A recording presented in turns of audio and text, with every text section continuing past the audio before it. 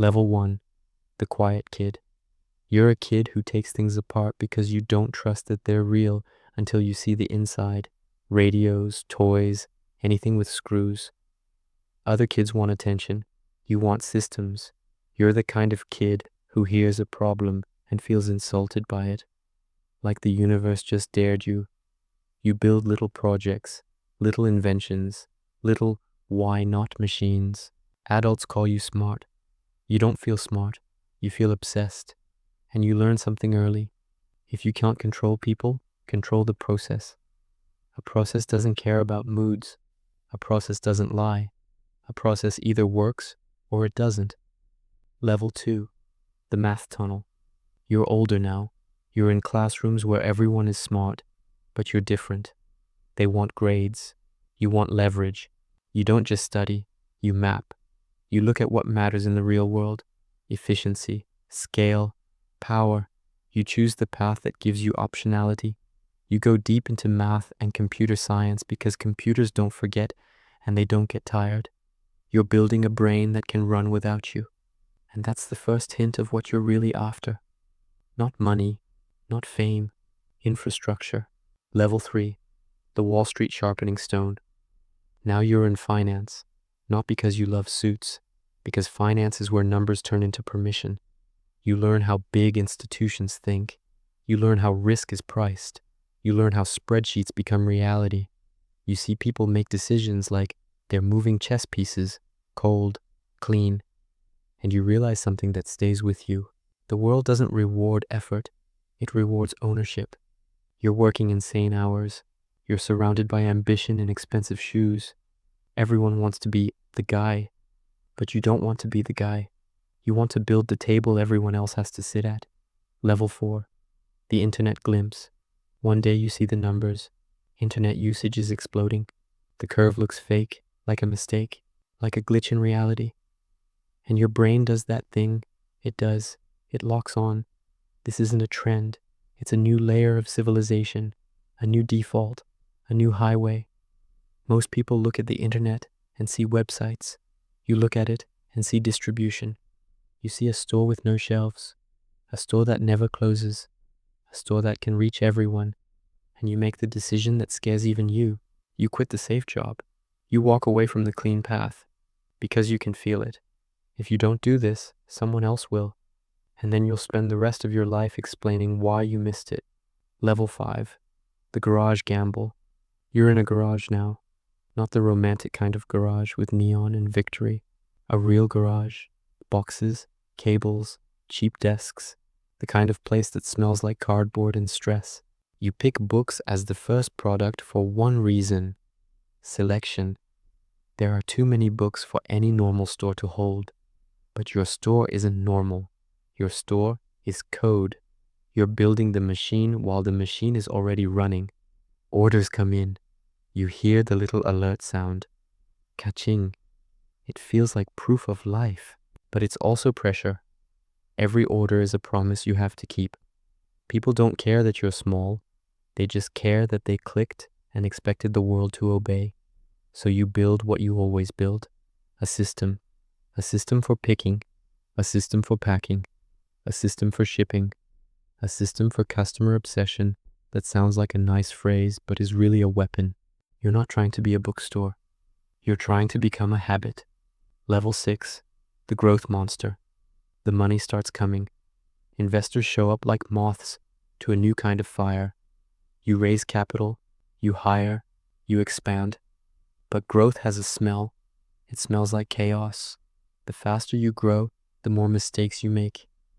The more mistakes you make, the more people complain. And you learn something brutal. When you scale, you don't just scale the good, you scale the cracks. So you become obsessed with tightening the machine. You measure everything: clicks, conversion, delivery times, returns, customer emails. You turn feelings into metrics. You turn metrics into decisions. People around you start noticing your intensity. They call you demanding. They call you cold. You don't care because you can see the enemy, and it's not a competitor. It's friction.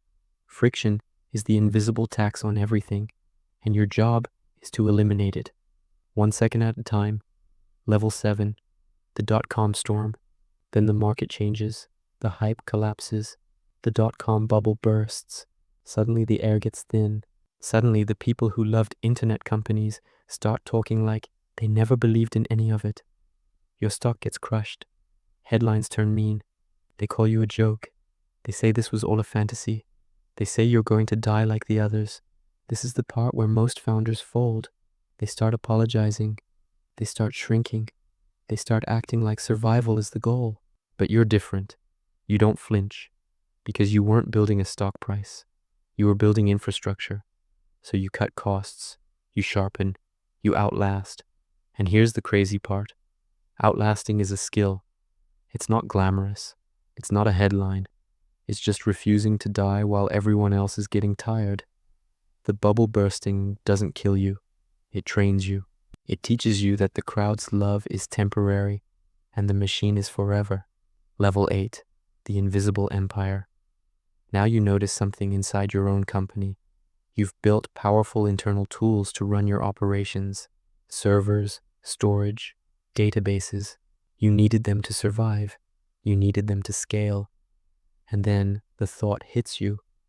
What if other companies need this too? What if you don't just sell products? What if you sell the foundation? So you push into cloud computing, not as a side project, as a new spine, a new engine. Most people don't understand it at first. It's boring. It's not a shiny consumer gadget. It's not a viral app. It's the basement. And basements are where empires live. You build services other businesses can rent, compute, storage, tools, pay as you go, scale on demand, no giant upfront investment. And slowly, quietly, the world starts running on your pipes. Startups, giants, everyone. Your company stops being just a store. It becomes a utility. And utilities don't need applause. They need dependence. Level 9. The logistics war. You look at shipping and realize something that bothers you. You're still relying on other people's networks, other people's timelines, other people's bottlenecks. That's not acceptable, because the moment you rely on someone else, you inherit their limits.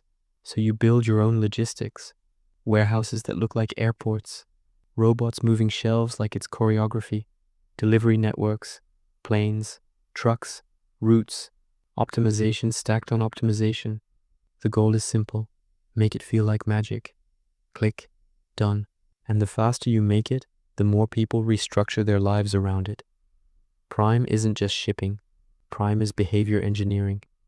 It teaches customers to default to you, to not browse, to not compare, to just order. Now you're not competing on price. You're competing on reflex. Level 10, the founder mythology. At this point, you're not just a CEO, you're a symbol. People project onto you. Some call you a genius. Some call you a villain. Some call you both in the same sentence. But inside the machine, the rules are still the rules. Every day is a fight against complexity. Every day is a fight against complacency. Every day is a fight against the slow death that happens when big companies stop being hungry. So you keep pushing weird ideas. You keep pushing long timelines.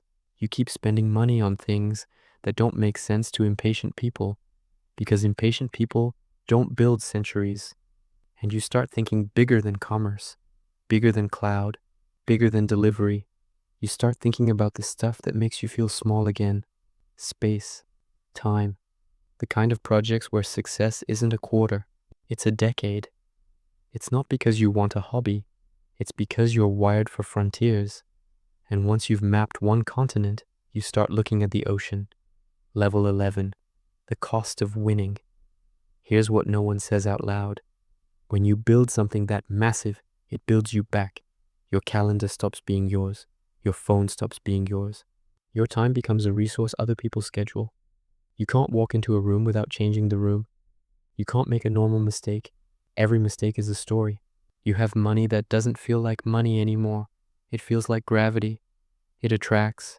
It distorts. It pulls everything toward it. And the higher you go, the quieter it gets. Because fewer people can relate to your problems. Fewer people can tell you no. Fewer people can be honest with you without calculating the consequences. So you're surrounded, but you can still feel alone. Because at the top, most conversations are filtered, and filtered conversations slowly starve you of reality. That's the hidden tax of scale, not the money, the distance, level 12, the legacy era. Now you look back. From the outside, it's easy to make it sound clean. Smart kid, hard worker, big idea, huge success. But you know the truth. It was 1,000 decisions where you chose discomfort on purpose. 1,000 moments where you chose long-term over applause. 1,000 moments where you chose to keep going while other people tapped out. And you realize the real era isn't a job title. It's a mindset. The mindset that says, build the machine, remove friction, own the rails, stay patient longer than everyone else. And don't confuse attention with power, because attention fades, but infrastructure stays. You started as a kid, taking things apart to see the inside, and you ended up taking apart whole industries the same way, not with a punch, with a process. And if you're honest, that's the most Jeff Bezos thing about you. You didn't try to be liked, you tried to be unavoidable. So here's the question. Which era are you in right now? The comfortable one, or the one where you're building the thing that makes you impossible to ignore?